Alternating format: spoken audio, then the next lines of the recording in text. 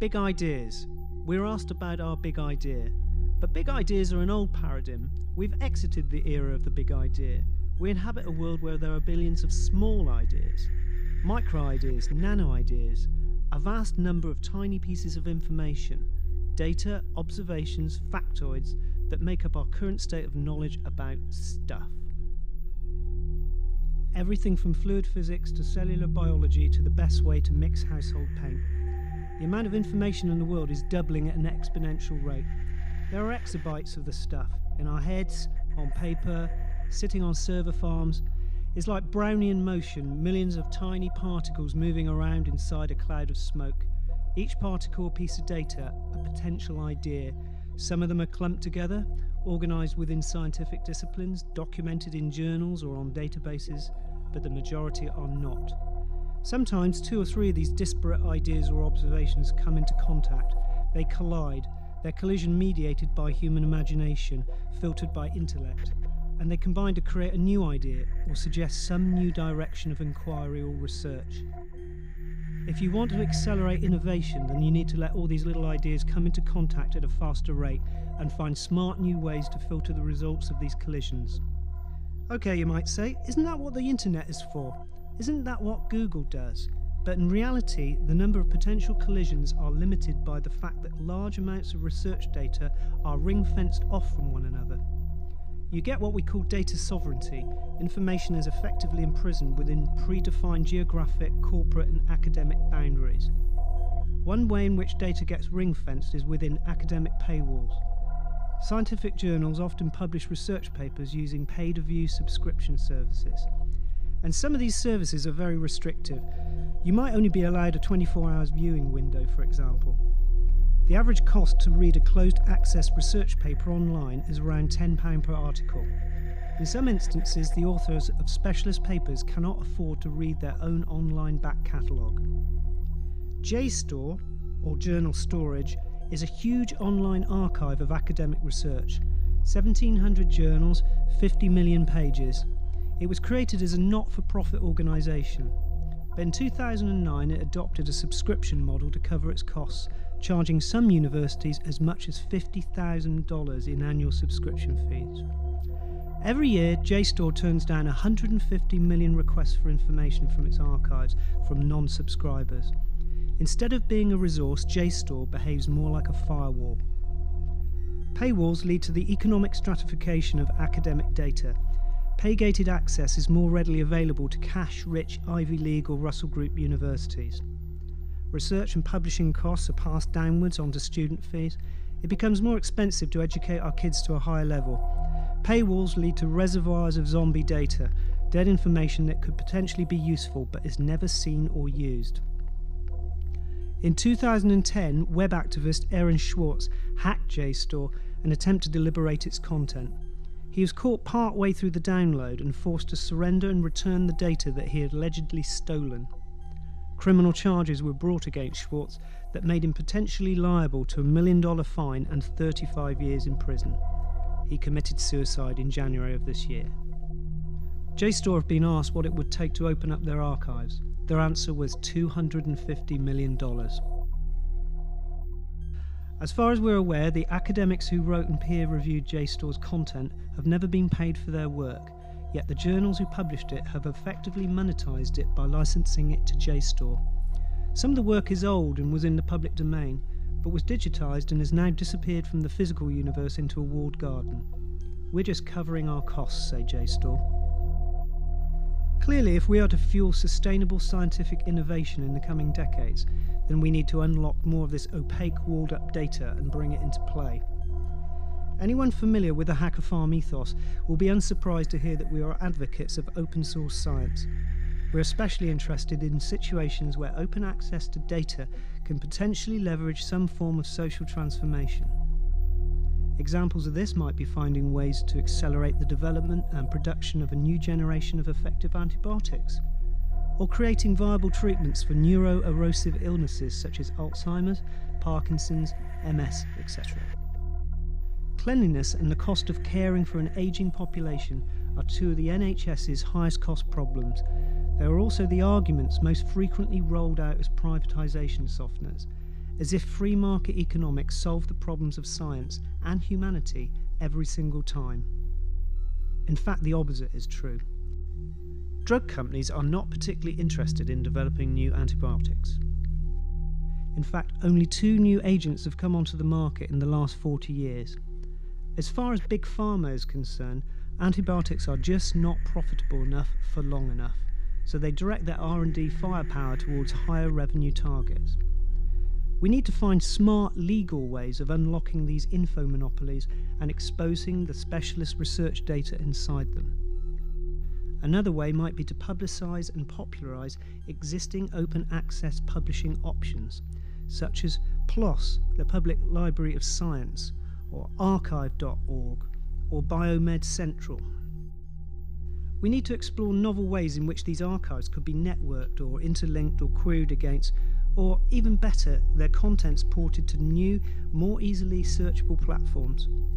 Naive of us, I know, but we're dreaming of an open source science net that is free and available to everyone, a distributed or federated repository that is not governed by a single entity or company, perhaps even broken down into pods, so there are no monopolies, no temptation to privatise or monetise it. But isn't this how the internet first came into being? By linking local university nets together? So perhaps we're imagining a post-social Web 3.0 world here. To link and search this data, we would need an API or SDK, programming tools so that complex semantic context-based data mining queries and search patterns could be developed. Our view is that if Facebook can write algorithms capable of determining the personality traits of their users based purely on like preferences with an accuracy that rivals professional FBI profilers, then it is within the grasp of the scientific and open source communities to write semantic search engines that can accelerate data and idea collision. There are already existing OData protocols that can be used to query and sculpt data that has been archived in different formats across multiple systems. These include JSON libraries, AtomPub clients, RESTful web services. These are HTTP based, so while we're about it, maybe we should think about giving everything a URL as a matter of fact. Perhaps all archived documents and published articles should have a locative address so we can easily find, retrieve and cross-reference things. And there are also a number of little-known resources out there documenting standards and promoting best practice for open access publishing in science. These include the Budapest Open Access Initiative, OASIS, Open Access Scholarly Information Sourcebook, RORMAP, the Searchable Registry of Open Access Repository Mandatory Archiving. But this isn't just about open source programming or modelling tools. It's also important to create incentives so that researchers stop publishing in walled gardens like JSTOR. The widespread use of a Creative Commons type licensing setup could help protect the rights of researchers, as would, and here's where it gets really messy, a reform of patent and copyright laws. Maybe we also need to think about incentivization in an emotional context and not just a monetary one. It's interesting how certain scientific journals are still tightly bound to traditional notions of prestige, and how getting published in these journals, many of which are now walled off, is perceived to be good for a researcher's CV or his career arc, despite there never having been any proven link between the perceived prestige of that journal and the amount of good, useful or monetizable science it publishes. Maybe we need to debunk this as a myth.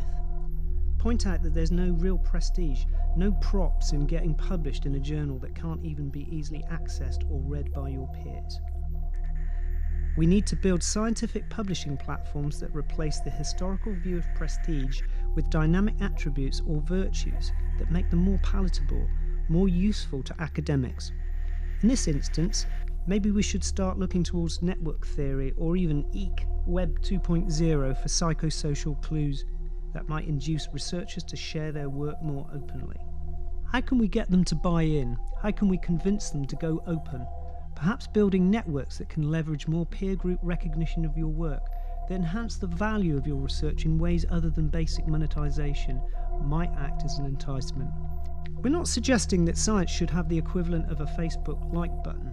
but that maybe we can design networks that can gently nudge researchers into openly sharing and collaboratively pooling their work in the same way that social media companies subtly coerce people into giving up their personal information on a daily basis.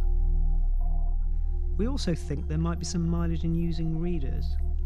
By this we mean software like the recently pensioned off Google Reader, applications which act as aggregated news feeds. This is just a personal view, but I've seen more data exposed that relates to, for example, the topic of antibiotic resistance via the Twitter feed of the PhysOrg site than I have from trying to drill through the menu screens of bespoke sites like Biomed or PubMed. There is something about viewing the slow downward cascade of information via a timeline or data waterfall that seems to nudge the brain into a passively absorbent neural browsing state. It's hypnotic, it's liminal, it's oniric. No wonder tumble logs have become so popular and prevalent.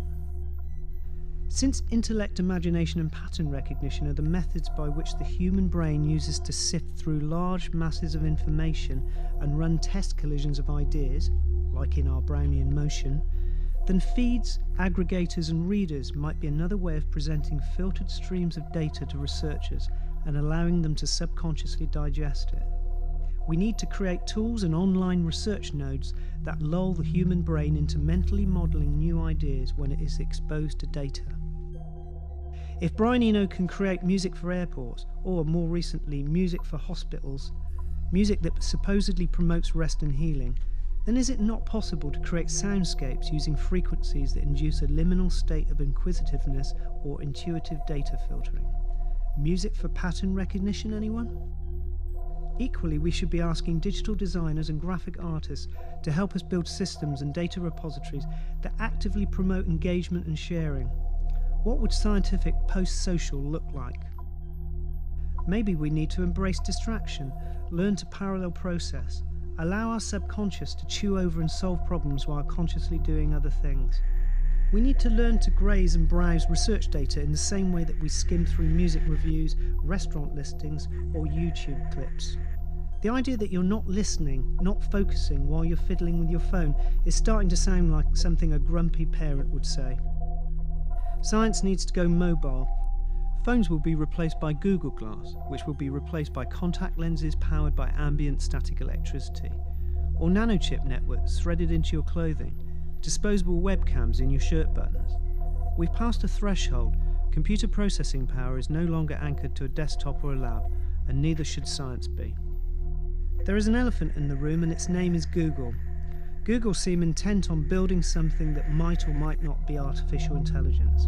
By our own gut feeling, the view from our ramshackle garden shed laboratory is that the engineered self-teaching neurons that Google are building in their X lab will ultimately lack the context, intuition and judgment that a human brain can bring to bear on a problem.